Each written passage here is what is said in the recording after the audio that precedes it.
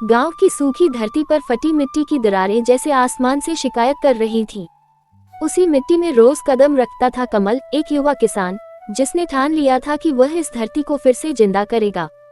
उसका छोटा सा घर, बूढ़ी माँ बसंती और आंखों में बस एक सपना, खेत में फिर हरियाली लौट आए। पानी की कमी से खेत बंजर हो चुका था, लेकिन कमल ने उम्मीद नहीं छोड़ी।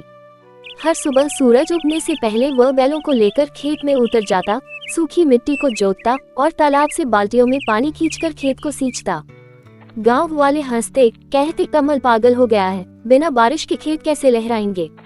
लेकिन कमल की आंखों में डर नहीं, विश्वास था। एक दिन ठाकुर तेजपाल आया, जिसने उसे कर्ज दिया था। बोला, 1 महीने में पैसा लौटा दे, नहीं तो खेत मेरा। कमल ने सिर झुकाकर कहा, बस थोड़ा वक्त दीजिए ठाकुर जी। ठाकुर हंसता चला गया, पर कमल के भीतर आग जल उठी। उसने मिट्टी से कहा, अब तू और मैं अकेले हैं, या तो तुझे जिंदा करूंगा या खुद मिट जाऊंगा।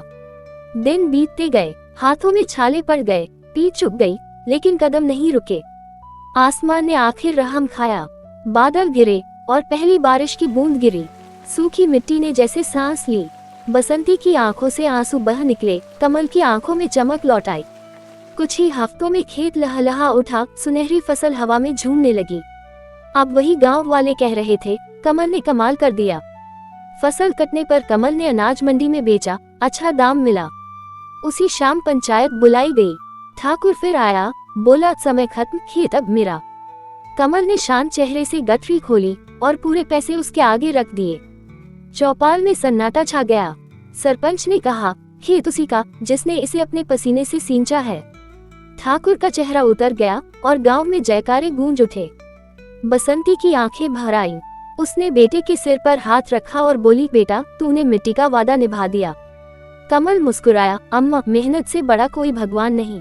उस शाम गांव की हवा में नमी थी, मेहनत की, विश्वास की और उस कच्ची मिट्टी की जिसने अपने बेटे के पसीने से फिर सांस लेना सीख लिया था।